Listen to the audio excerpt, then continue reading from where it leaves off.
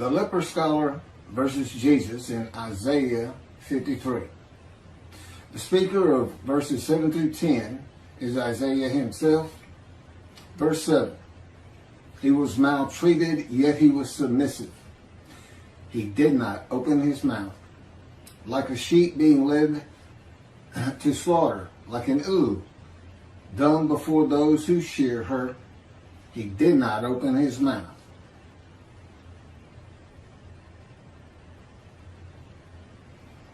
This isn't about sheep. This isn't about unblemished lambs. This is about not opening your mouth. That's just, I don't know, metaphor or symbolic of the sheep being led to slaughter. This verse can be identified in the book of Ezekiel. Again, the key to understanding Isaiah 53. God maltreats him, not man. Maltreatment is a part of being chastised and punished by the words and power of God to be made suitable for his purpose. With God, you are always submissive. It is necessary to break the will of a man that is going to be the servant of God, to temper and calm his soul and emotions. Ezekiel said he went in bitterness and the fury of his spirit in the hand of God. The chastisement, punishment, maltreatment, crushing, and bruising in God's fire of refinement is to remove this bitterness and furious nature of Ezekiel. It is to make a man meek and humble. Moses was called the most humble man on earth at the end of his life. God had him for 40 years. Ezekiel was sent to his house, and God bound him with the cords of his power so that he could not go out among the people. To the people, Ezekiel was silent as a lamb. He was cut off from society, cut off from the land of the living. Not unlike myself. God told me, go to your room. It's where I've lived for just about 13 years now. Well, it has been 13 years. And cut me off from everything. Had me stop practicing law. Had me terminate my law licenses. At my age, and I had been in Hawaii for 2 years before the colon cancer hit me back in 2001. And didn't have a whole lot of friends to stay away from to begin with. And not going to work at my age, those are usually where you have your friends and people you do things with. So that was gone. And my children are all married and they're all living their lives. They really don't know what's going on with me because I hadn't said much. I did right in the beginning, but just big question marks on top of their heads, so to speak. And never really said much about God talking to me. After the initial year, I guess it was, a couple of times. As I said, my daughter's in Galveston, Texas. My son is in New Mexico. And my oldest daughter is in San Antonio. That's the best of my recollection right now. We don't talk very much. They know I'm not happy or don't believe in that. I guess that's what it is, Jesus. And they're here in America. They consider themselves Christians. I wouldn't say they were Bible thumpers by any stretch of the imagination, but just saying such a thing here in America will have you ostracized real quick. And I'm sure it's something that Jews are well familiar with, the Jewish people.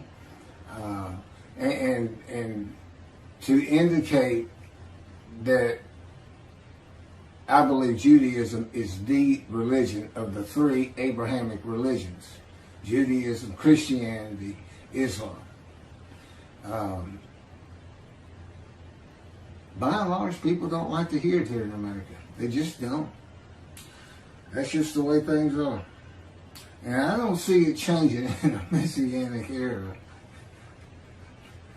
And if you watch this video, you know I'm very adamant about that. The man who is described and becomes God's righteous servant will be cut off from the land of the living and be silent as the lamb to all that know him, while God prepares him to be suitable for his purpose that might prosper.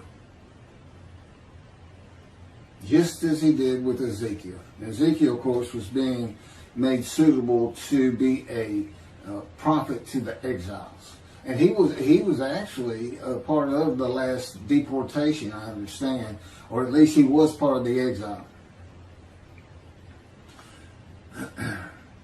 Now, Jesus talked until his last breath. In one gospel, Jesus is asked, "Are you going to remain silent?" And his response was to talk verse after verse after verse after verse after that.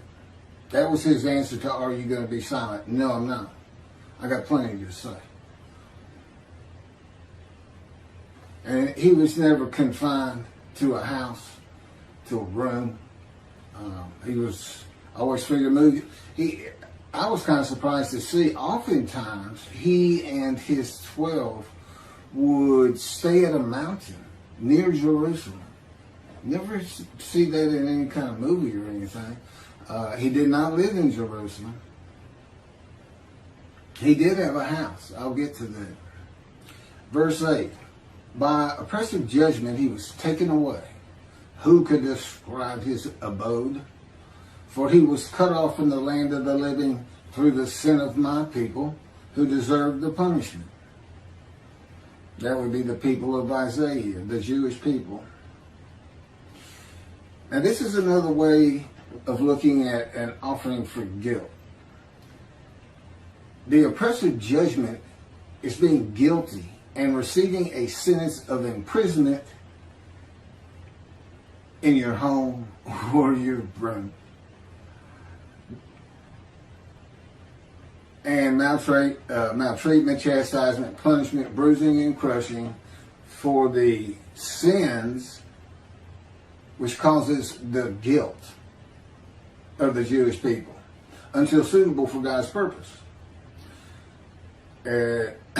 God is, he uses these verses symbolically, with the offering for guilt in this verse being shown as a guilty plea before a judge of crimes not committed by the defendant. Ezekiel chapter 3 verse 14. The Spirit seized me and carried me away. I went in bitterness in the fury of my spirit, while the hand of the Lord was strong upon me. Okay, that would be the jailer for the oppressive judgment. Who can describe his abode and cut off from the land of the living? That's the prison. Ezekiel chapter 3 verse 24. And a spirit entered into me and set me upon my feet. And he spoke to me and said to me, "Go, shut yourself up in your house."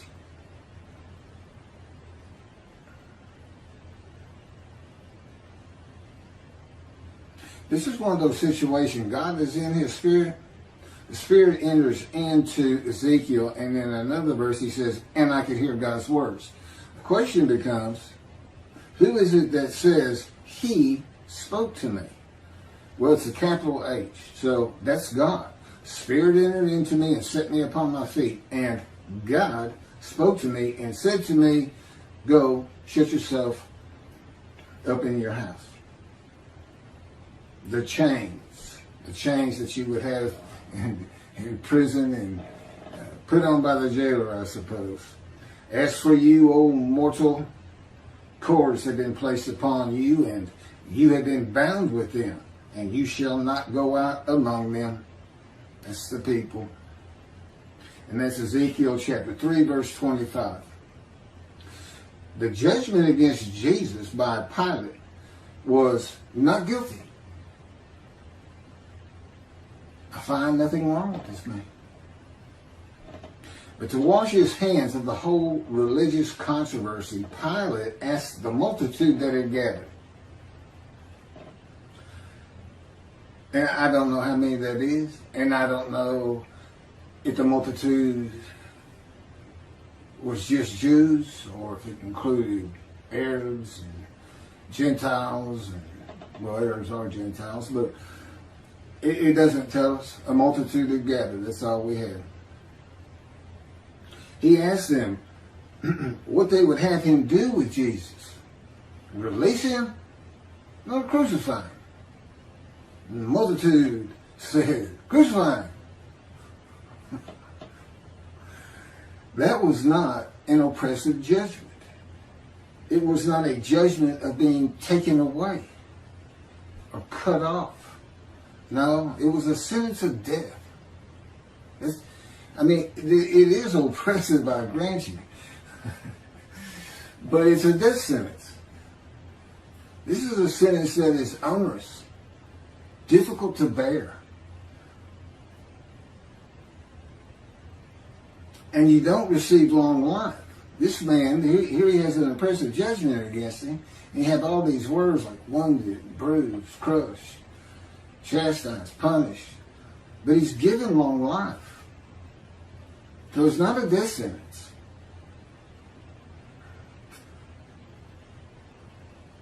Who could describe his abode?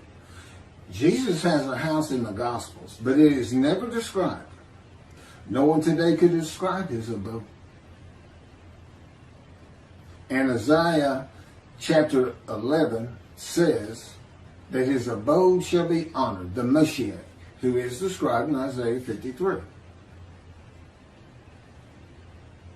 This is the book of Mark, the Gospel of Mark, chapter 2, verse 15, Holy Bible, King James Version, from the internet. And it came to pass that as Jesus sat at meat in his house, many publicans and sinners sat also, together with Jesus and his disciples. For there were many and they followed him. Doesn't sound like shunned and despised to me. And of course, today nobody can describe that abode. All of Israel will be able to describe the abode of God's righteous servant. That would be me in this day of social media and phones with cameras. And it will be in Israel. It will be in Jerusalem. Now, what does it mean? It is to be honored. I don't know what that means, a fancy home, or just the fact that God's righteous servant lives there. For these past 13 years, I've basically been in a room in a condo with my parents. I pretty much stay in here all the time. I go down to the kitchen once a day, once or twice a day. But before that, when I was in Hawaii, we lived in I call it the little green shack. There wasn't anything to it at all. But the kids they were all over. I took my oldest daughter and my son. Initially, my young daughter at the time came out with us too for about a month. This is post-divorce. And my wife had custody of all of them, but she didn't want the first two. She was getting remarried, and they were a handful, not unlike their father. I've heard that more than once. But they were having a great time. It was good for them. They needed to get away from Houston for a while, and that's why I went. And but that's, after 2 years the cancer hit me.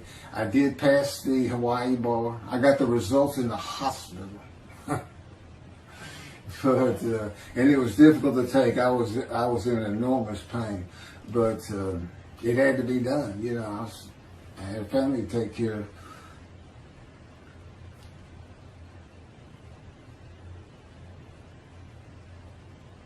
Through the sin of my people who deserve the punishment.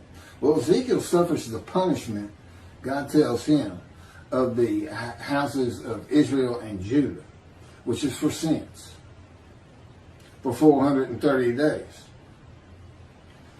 But the houses of Judah and Israel were defeated by the Babylonians and deported. They suffered their punishment in exile. God told them, if y'all don't stop, I'm going to raise up armies against you. You're going to, yeah. And so they suffered their punishment. There's no vicarious suffering in this chapter of Ezekiel, and God makes that clear. Basically, he's saying, you're going to suffer the equivalent of what they should suffer. Exiled 430 days, pinned to the ground with your hands tied behind your back in the power of God. I don't know if that's really close, but God thought it was about right. Sounds pretty brutal to me. I myself, because I did something that in retrospect was about, it shows who I was when God first got to me. As he would say, when people ask you why it took 13 years to get you where I wanted you, or 13 plus years, tell them that story. He won't let me tell many, but he'll let me tell you this one. He's always saying to me, Keith, I am God. Particularly early on. And sometimes a lot sterner than that. Well, anyway, he had driven me to almost madness. That's how I say it.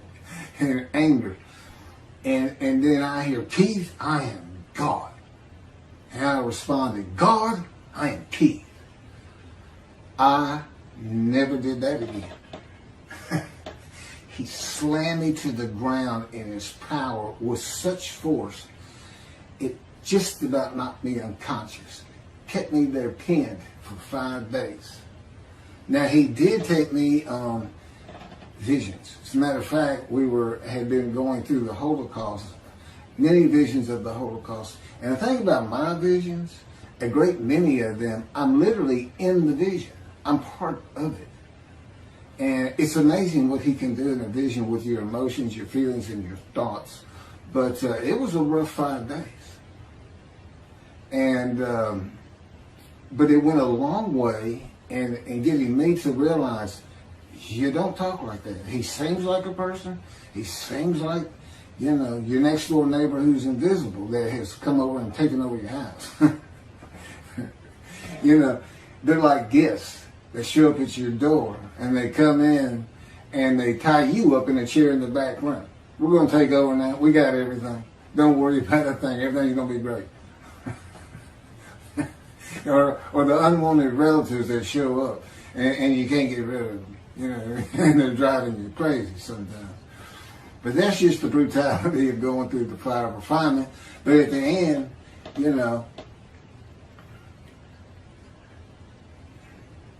you're so thankful. I would have never been this man. I could never do the things he's having me do. I watch these videos before I post them, and I'm just like, I could never do that. I was pretty glib, but not like he has me be.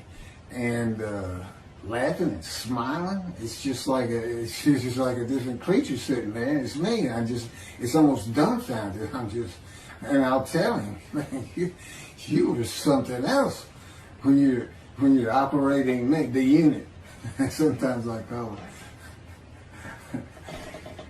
Anyway, again, he wants you to know these things about him. He's not just, everybody, I'm sure, especially those who seriously study the Torah and the time, you have your own perceptions of this entity, God. Not as a man, but as a person yourself. You can't help but start adding attributes to him of a man. And when he converses with you, he says, one man to another man. But it doesn't take long to realize this is an entity, a being that is nothing like man. Other than he exists and he does have emotions. And he did create everything. And of course, he relates to me in a way that I can understand. Is that how he is of his own when it's just him and his companion, the spirit? Probably not. It's different. So anyway, no vicarious suffering. God says every man is responsible for his own sins. And he tells his people, do not sacrifice your children. Because there was a false god that the fire god, I can't remember the name right now, but people would fire these idols up and toss their babies in as a sacrifice, and the Jewish people were doing it, and he told them, don't sacrifice your children. And what does Christianity say? God sacrificed his child so we are forgiven of disobeying him. Again, when you make a human sacrifice, it's the man's. Camera just faded in and out. I may have to cut this short. As the Mayans did, they were looking for favor. They made the sacrifice so their gods would do something for them. What was God making the sacrifice of his child for the Gentiles to do for him? What was he trying to get them to do he couldn't get them to do? What's he looking for? So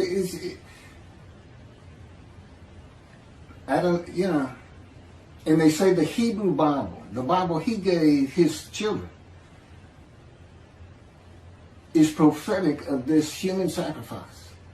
And again, Jesus says, God no longer wants bulls and goats for sin.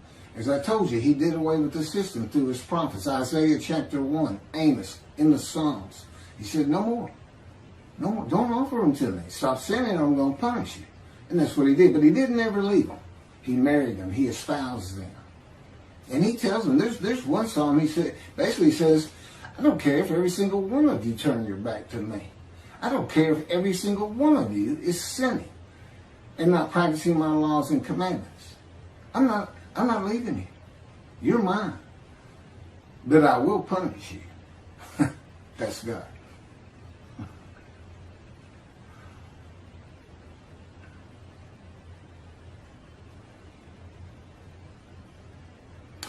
Verse 9.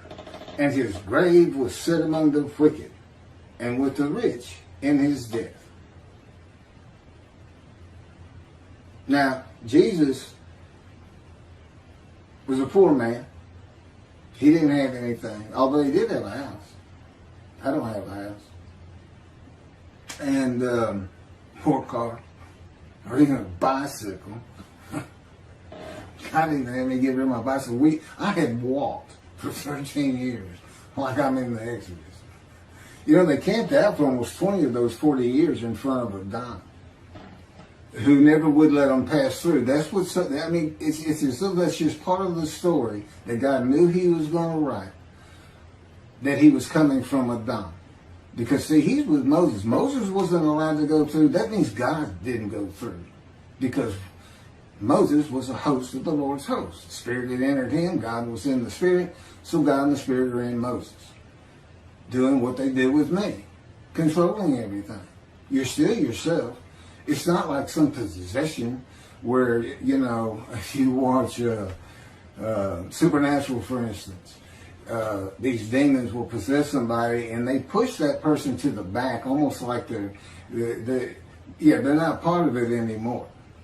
That's not what this is. You know, I'm a host, and they are guests, so to speak, and they're very kind of good guests. They take care of you. They make sure you feel like yourself. They do good things for you. Even though I have to go through this fire of refinement, which I'm told ends when I get to Neblat, then Garian Airport in Jerusalem. I can't wait to get there. But and doing work like this, see, there's been long periods where I just, you know, when writing was done, and it was just it's just brutal when I don't have work to do for him. He said, I can always make you a little bit better. So, and again, you can read about some of this a little bit more graphic in the life of the righteous servant of God in Isaiah 53, which is my life. God had me tight. He dictated it. He's my ghostwriter, which is, you know, really, that's something else. I mean, it's just a life of getting hurt. banged up and suffering. I mean, that's what it's focused on, you know.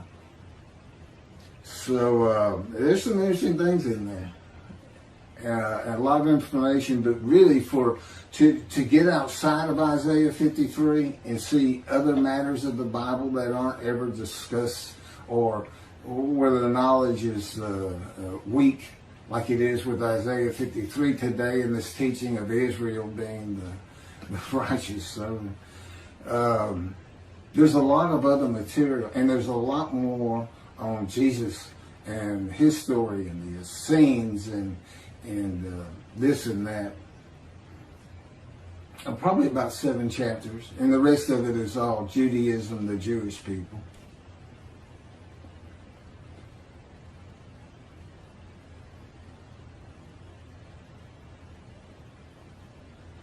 So anyway, this verse, and then Jesus is said to,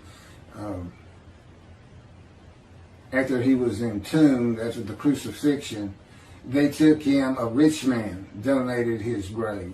That's the story written around what happened. And so they say he fits this verse. You know, but the fact is, he's still poor. He's just got buried. But you know, I think it just means because of things like being raised to great heights, a home to be honored, you know, a really nice home, and this man receives as his portion the many, that would be the many he makes righteous, and as his spoil, that would be the multitude. And presumably, you know, if I'm leading those kind of people in these teachings, and that's where, you know, God says, I'm going to dismiss the rabbis and appoint David as a ruler amongst the flock. Well, this will be what I do, is the things that he would have me do, of course, as his servant, but also the matters of the book. This teaching of a different end times, the mysteries of heaven. There's nothing I don't know for the most part, or as far as what can be related to other human beings and understandable.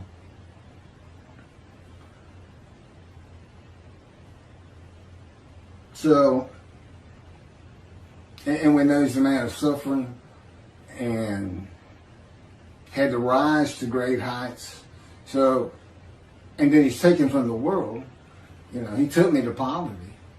So, to me, I read that, and, you know, I was a poor person, but I'm going to end up rich.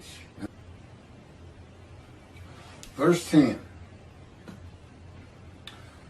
But the Lord chose to crush him by disease, that if he made himself an offering for guilt, he might see offspring and have long life.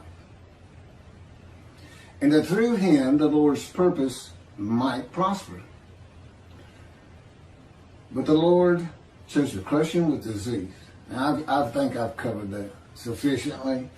I'm familiar with disease. My life was crushed by disease, by cancer. I was supposed to die 20 years ago. God says, I took it from you. I gave it to you, and I took it. I gave you cancer, but you survived because of me. I orchestrated you getting shot through the abdomen. You're the man of suffering. A lifetime of it. And I made sure you didn't die. Now, I don't know exactly how he did that, but, you know, possibly he was in the operating room and helped the surgeon's hand. I don't know. But it was very difficult to be shot in the abdomen when you're 18 years old. It's very traumatic, to say the least. There's little question. I had nightmares just about all my life from seeing things that you just shouldn't see in a household where there's been a number of suicides in the family, and as a young child, and then the trauma of being shot. And that's what I believe was always causing this headache I had. It was from biting down, it was inability to sleep good, nightmares, which is a byproduct of post-traumatic shock disorder. And that's what I thought my problem was. And I was destroying my jaw joint by all the biting down. And as I also just mentioned in the last video, God controls my dreams. So that stopped. But he also was causing that pain. He was causing me to do that because, again, I'm the man of suffering. He came to me in the womb to make sure I fit these verses. And that's the only proof I can offer you that I actually offered myself for guilt to him. Guilt that was just a test, which I'm about to get to one more time. I'll run through it because that's novel, that's new, but it all fits. That's the thing about all these teachings in Isaiah 53 in the day of the Lord and in my book. I mean, once he speaks to me, I mean, the first 6 or 7 chapters are just brief histories of accidents I went through and of my life, and just kind of a chronology. I went to school, how that happened, always getting in trouble, leaving home, the worst. And, failing 9th grade, barely getting into college. I had to go into summer school. The only reason I even went to college is because I got shot. It changed, and God says, well, I knew how it was going to change you. And it did. I finally realized, you can't just fool around in this life. I need to do something with myself. And because I wasn't going to get out of high school. I had just failed too many classes. Mostly because I just didn't like it. Well, I wanted to be elsewhere. So I was always skipping school and this and that. And like I said, getting in fights and getting suspended and thrown out. And I got thrown out of one school. Again, another alteration with the principal. I mentioned when in the 2nd grade I had an altercation. And then I had another one in high school and they told me to cut my hair. And I did. I always wore my hair in a ponytail. It was nice and neat. It was long blonde wavy hair. And I reported to the principal to show him.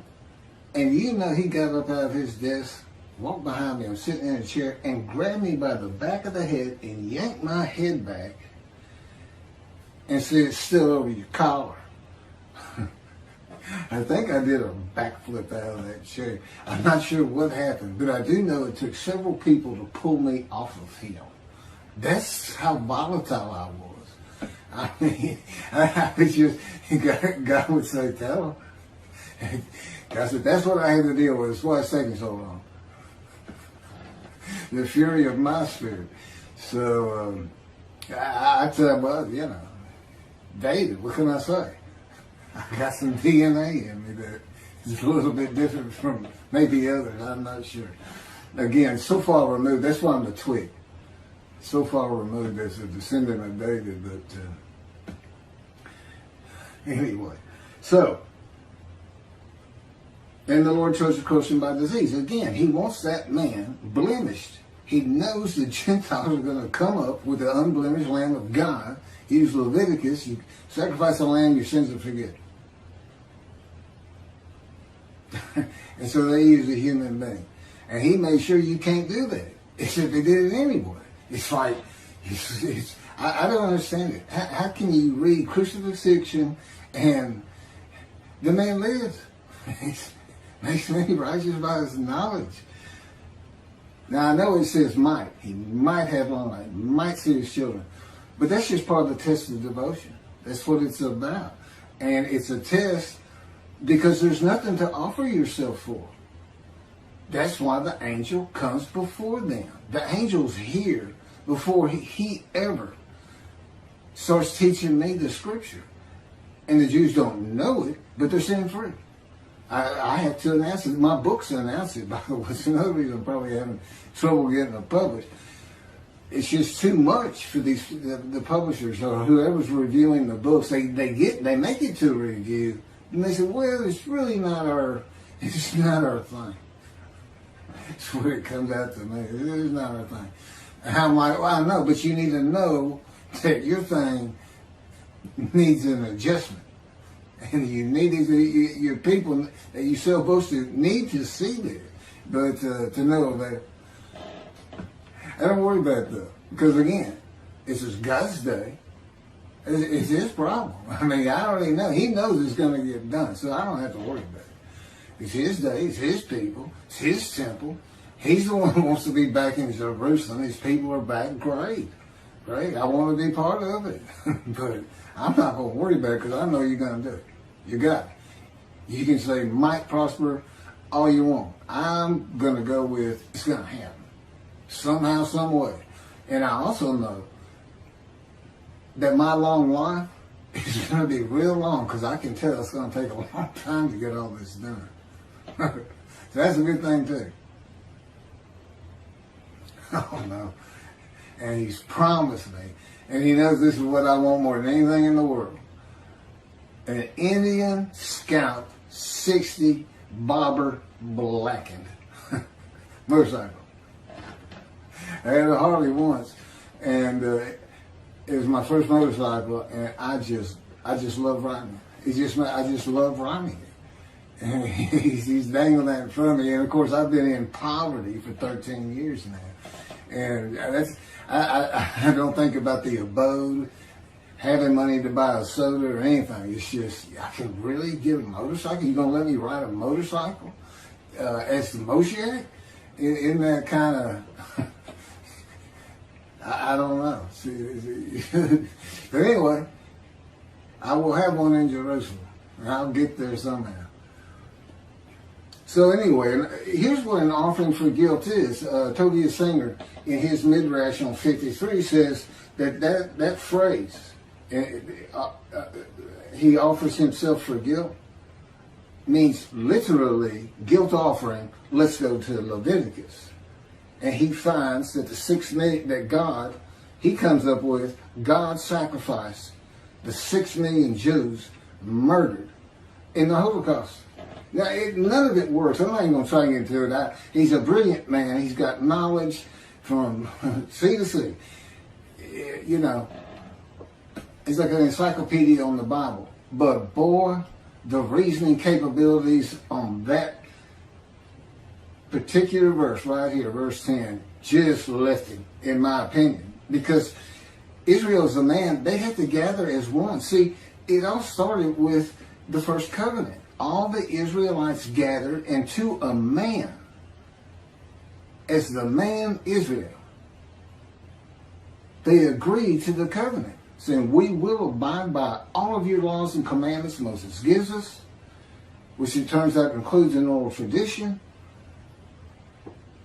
if you will be our God, and we will be your people.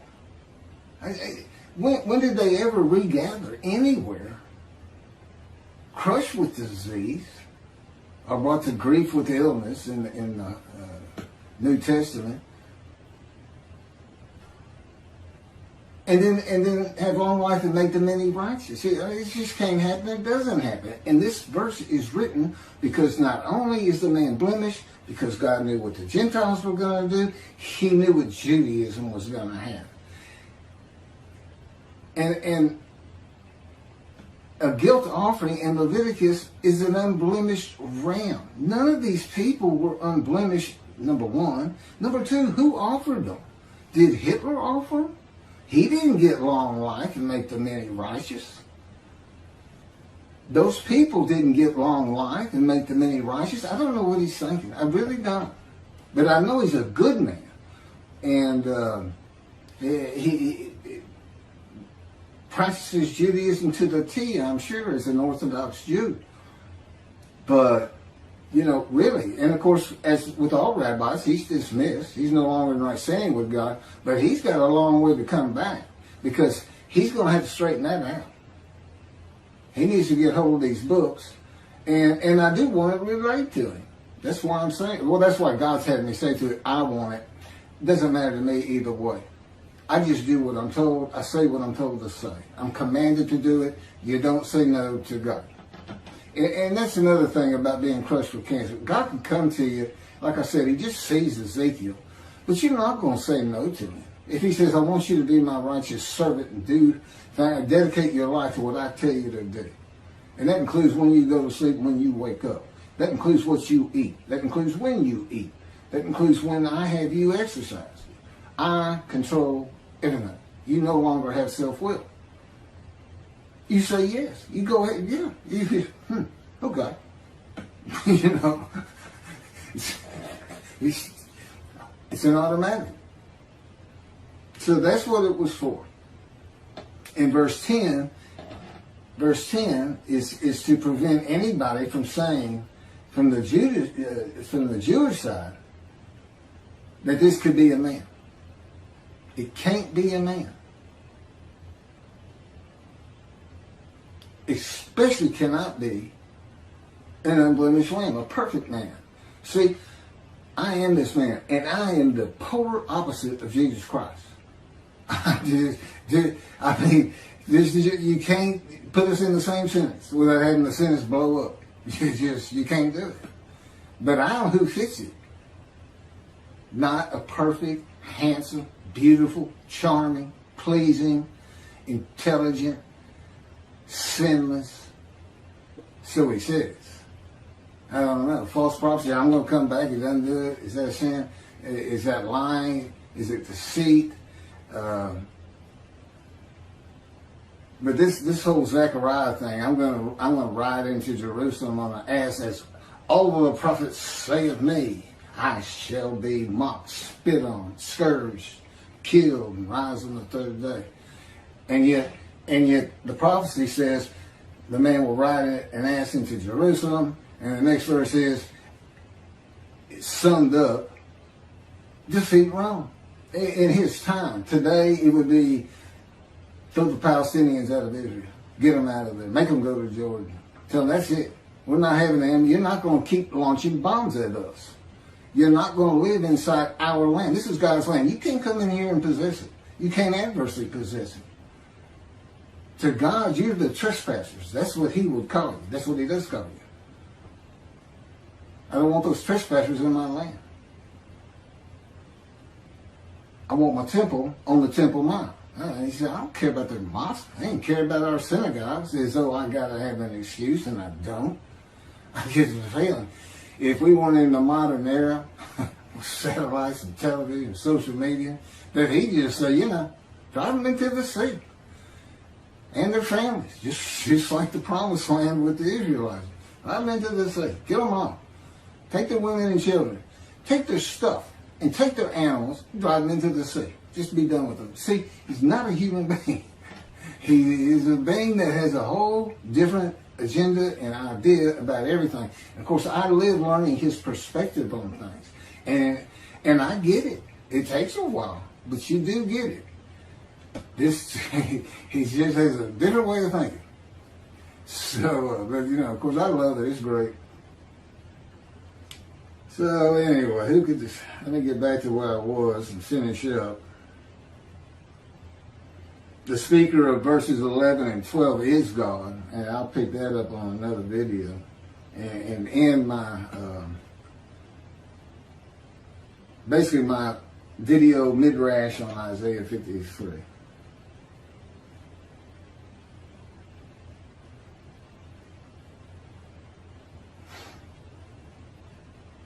I think I've covered just about everything.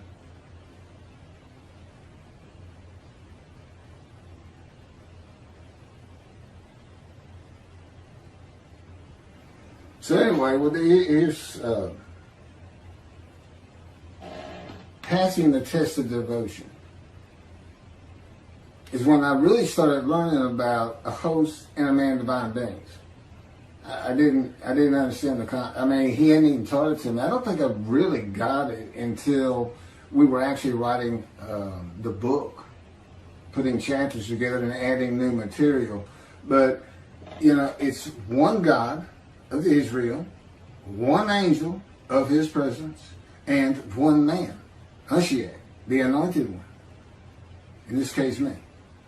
At one time, it was,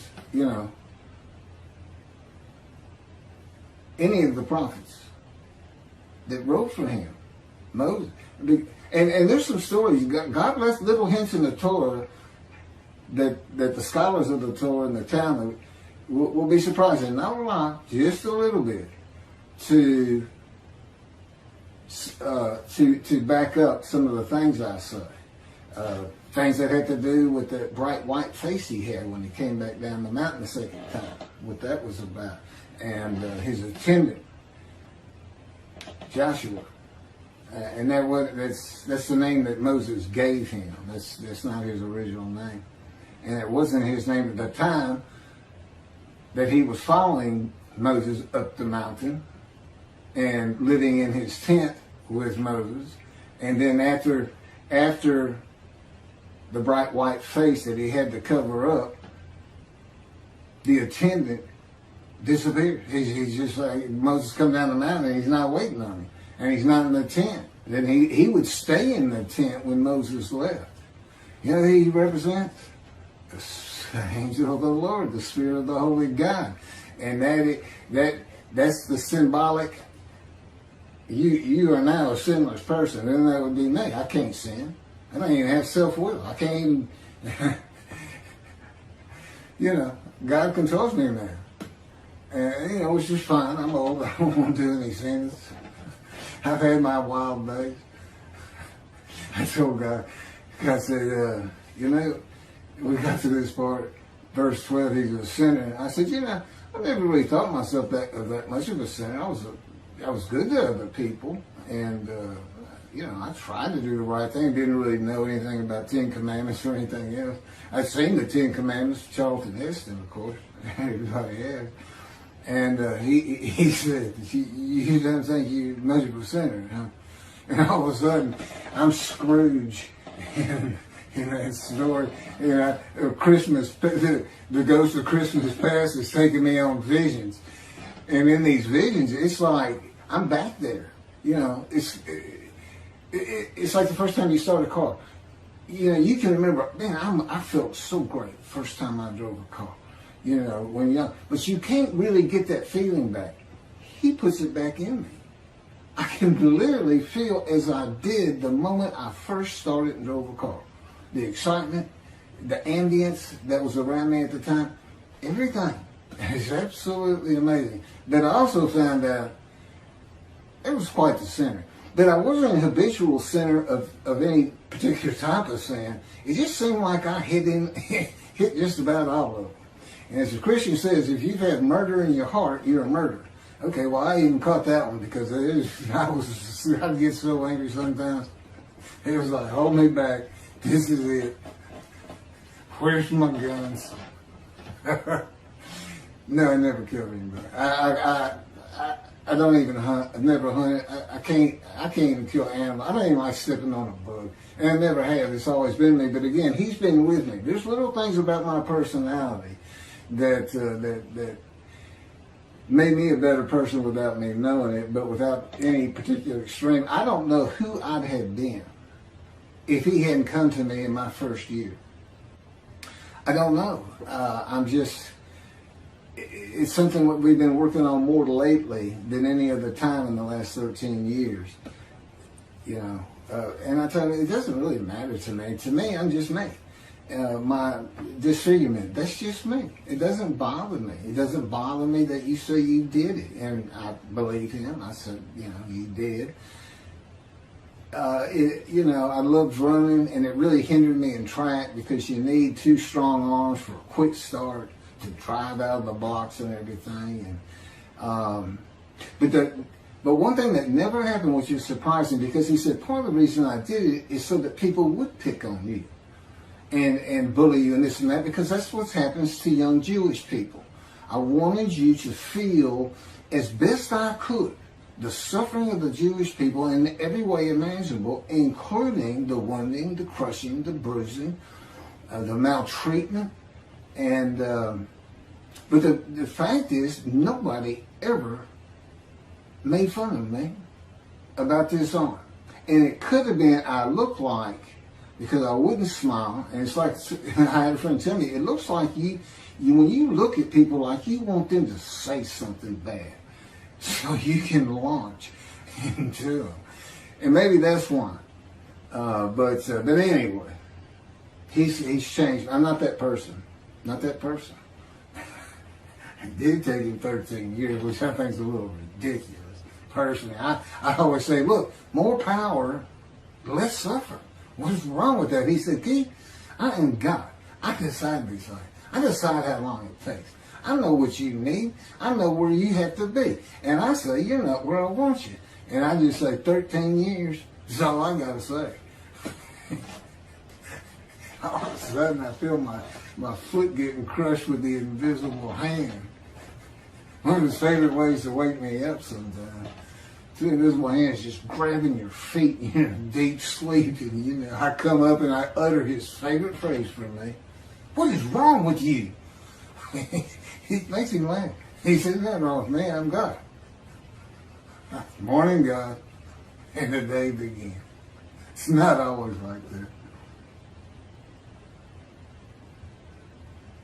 I think I'm done. I mean, I have a lot of things written, but I've covered them through all these videos, one way or another.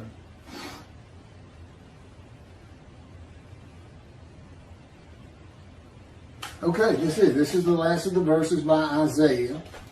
The third and last speaker is the Lord in verses 11 and 12, and I'll pick those up in the last video on this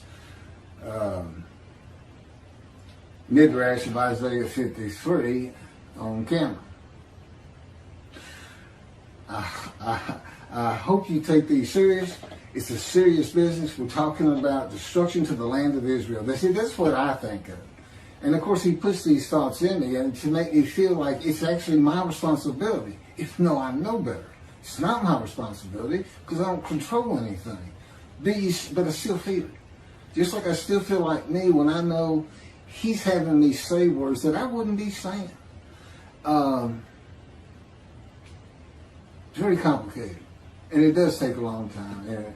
And I do it again, even if I didn't have this wonderful task in front of me. I mean, to go to Israel, to know, I'll be able to earn a living again and have things and help people understand his personality and be instrumental in having the temple built someday. Could be 20 years from now. I'm 63. Moses was 80 when God spoke to him. Lived to be 120. I don't want to be 120. Is that story? Or was he really 60 and lived to be 100? You never know with God. He throws a lot of stuff into his stories, but the fact is, though, everything happened on the ground. It's kind of like you see a movie and it says, based on true story. Because God said, it's like the dialogue. He said, if you heard the way they talk to each other sometimes, he said, in the Bible it might say, and Jacob said, yeah, or Saul said, okay. Yeah, well, or Saul said, no. And it may have been a gesture. God said, okay, and Saul said, no. Because if you read the dialogues, they're all the same throughout the book. Yeah, and it's like third grade reader. It's very proper, very clean, very. And God said, these books have to sell. They have to get around. I had to add some story to it to make it interesting, but I put in my philosophy, the moralities. There's so much behind it. And that's why the Jewish people study Torah so hard. And Torah is like almost an entity to them that God created before he created the planet, Earth, people. And he did, but what they need to know is it's not just the Torah he had written. It's the entire Hebrew Bible that he had before creation. The entirety, even the Psalms, he had written. Now he writes them in antiquity, so they read as though they come from antiquity. But, he's talking to Isaiah, wrote Isaiah. That's what he told me to think about. He said, sometimes I had to get other people to finish or do this or do that. He said, but when you're reading it, understand that while there is a lot of story, I could have made any of it happen. All of them are within my powers, all stories. And I'm not talking about express miracles like in the Exodus, where he flat out says he's done it.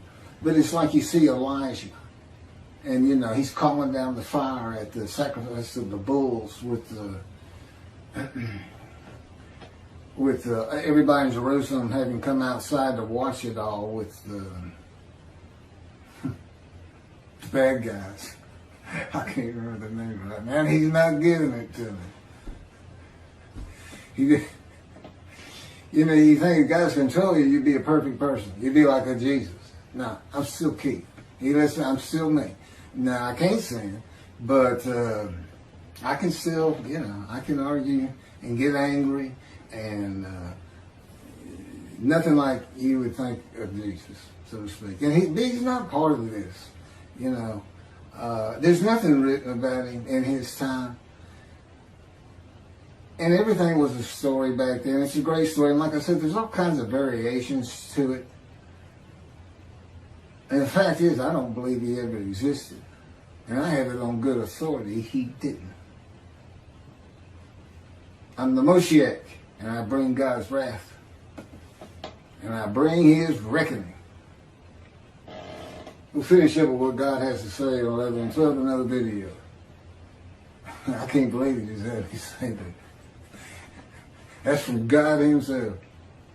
The Lord said, and what I just said, yeah, that's how it works. You just do it. Thank you, guys.